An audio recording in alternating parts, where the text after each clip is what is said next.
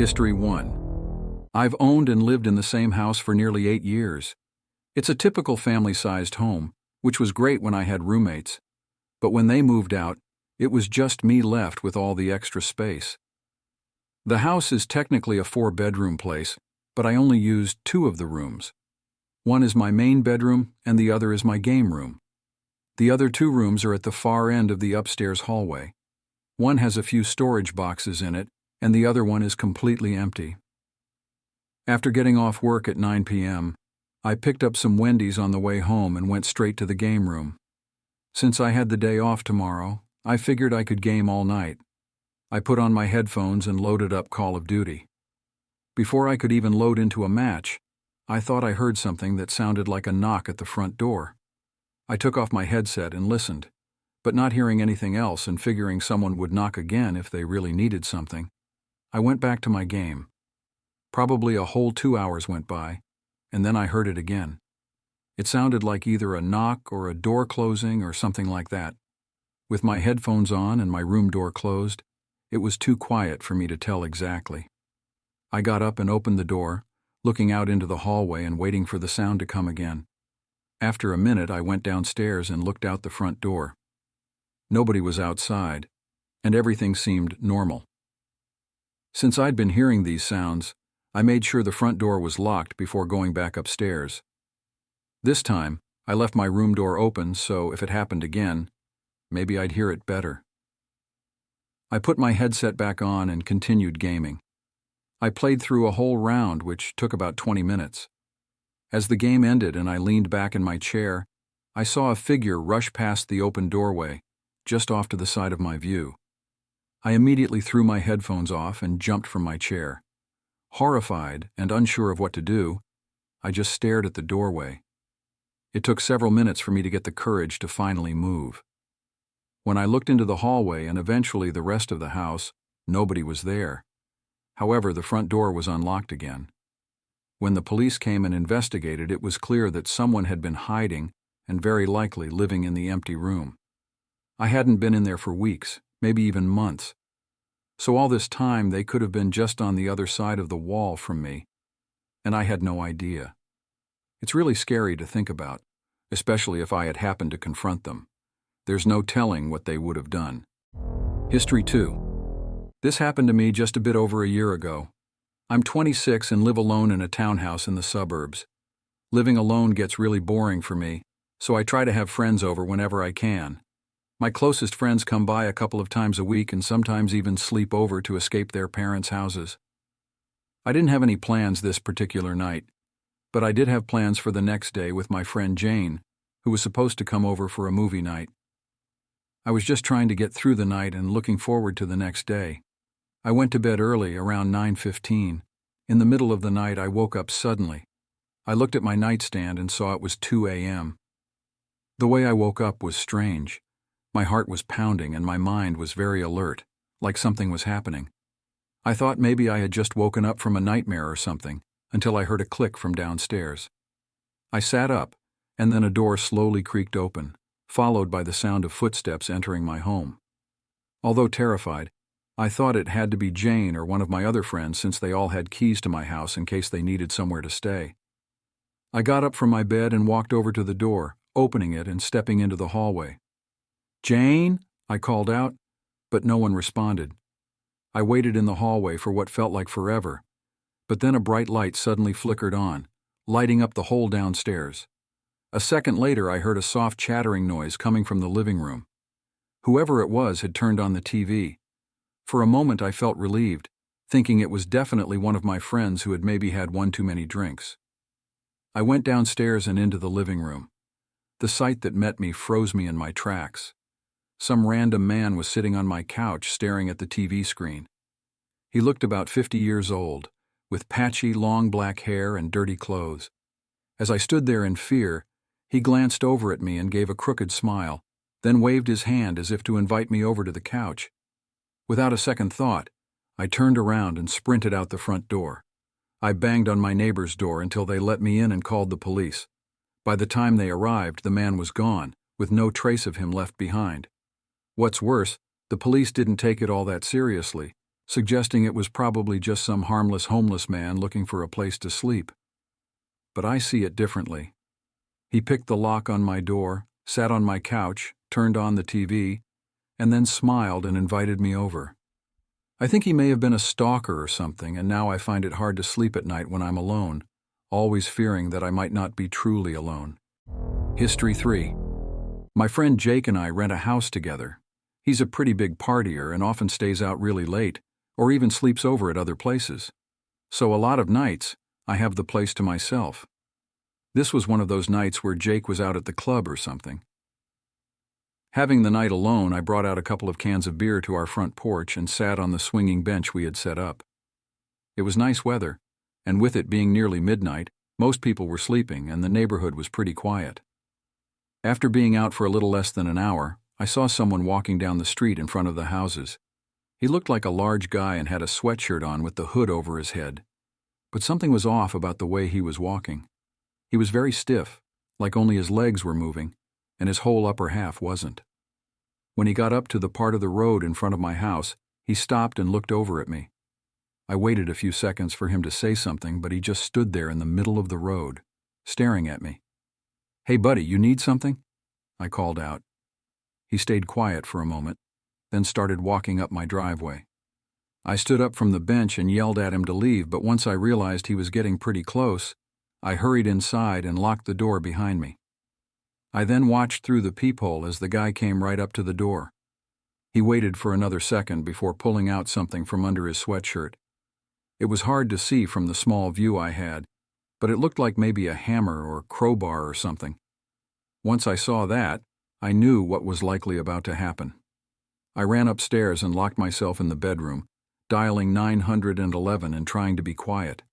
I could hear the wood splintering off the door downstairs as I pleaded with the operator for help.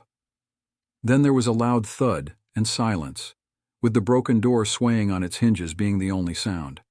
I waited anxiously, assuming that I'd hear the guy's footsteps approaching the bedroom door at any second. But seconds turned to minutes until I heard a cop car pull into my driveway. I thought about running down to the officers, but the operator suddenly told me through the phone to stay where I was and wait for the cops to get to me, so I sat back down. 30 seconds later, I heard one of the officers walking up the stairs, followed by them shouting and firing off a taser. The guy had been standing right outside the bedroom door as if he was just waiting for me to open it. He was arrested and apparently was very drunk, but I have no clue who he was or why he did what he did. As far as the officers have told me, the guy wouldn't even say why he was walking down the road or what he was doing there. All I know is if I had opened that door, it would have been the last thing I ever did. History 4. My wife Emily and I take yearly vacations to different places. It's our way of taking a break from regular everyday life and spending quality time together. This year we had a cabin booked in Washington State. It was far out and described online as quiet and peaceful, away from any other places or people. Most of our life is in crowded cities, so this sounded great for us. When we flew in, we walked to a grocery store to pick up what we needed, then took a taxi out to the cabin. We didn't rent a car because we knew we'd only be there for 3 days, so we wanted to spend it just at the cabin. If we changed our minds or needed anything else, we could always just order an Uber. The taxi ride was just over an hour from the town we landed in. Most of the drive was between huge mountain ranges and tree-covered landscapes. It was really beautiful and got us both excited for our stay. Then, at just about 7 p.m., we arrived at the cabin. It was completely alone in the middle of the forest. Even the driveway leading to it wasn't much more than some tire tracks in the dirt. We got out, paid the taxi, and brought our stuff inside. The cabin itself was small. There was the main floor with the kitchen and living room, and a ladder leading up to a loft area that had the bed in it. The bed area in the loft was short, though. You literally had to crawl into the bed, kind of like one you'd see in a tiny home. Anyway, we unpacked the groceries and made a very quick dinner since we were tired from the flight. Then we opened a bottle of wine to settle in for the night. We lit up the fireplace and chatted about how we were looking forward to the next few days. It was around 11 p.m. at this point, and as we talked, we both suddenly heard something outside. Someone was walking in the grass near the cabin. It was loud, too, like they were really close. Emily looked nervous, so I tried to put on a brave face and told her it was fine. I got up and looked out the window. It wasn't until then that I realized how dark it had gotten outside. I looked around, seeing nothing but large trees everywhere and pitch-black darkness around them. I told her I didn't see anyone, then went over to the front door and opened it, stepping onto the porch and turning on the outdoor lights. All I could really see out there was a small portion of the driveway, but I didn't see anyone there either. The forest was very calm and quiet too, so if they were still walking around, I felt like I would have been able to hear them. I went back inside and asked Emily if she heard the footsteps anymore, but she said the sound didn't seem to fade out. It just stopped suddenly from somewhere behind the cabin. My brave act was starting to fall through, and I told her to go up to the loft and stay quiet while I figured out what was going on. I went around and checked all the windows again, not seeing anything. So, I went back to the front door. I was preparing myself to go back outside when a sudden thump shook the cabin. I looked up at Emily, who was looking up at the ceiling. Someone was on the roof of the cabin. I stayed inside and called the police, going over lengthy directions on how to get to the cabin. Over the course of the hour that we had to wait, we could occasionally hear a few footsteps walking across the top of the cabin. About 45 minutes into the wait, though, we heard their boots hit the ground, followed by them calmly walking away. I looked out the window once more, seeing their outline disappearing into the forest. Police took our report and gave us a ride into town, where we spent the rest of our vacation. What that person was doing miles away from civilization in the middle of a forest is terrifying.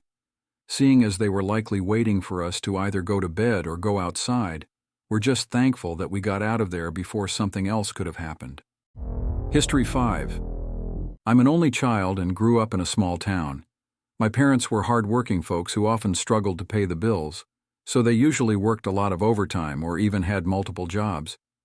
Because of this, I was left home alone pretty frequently.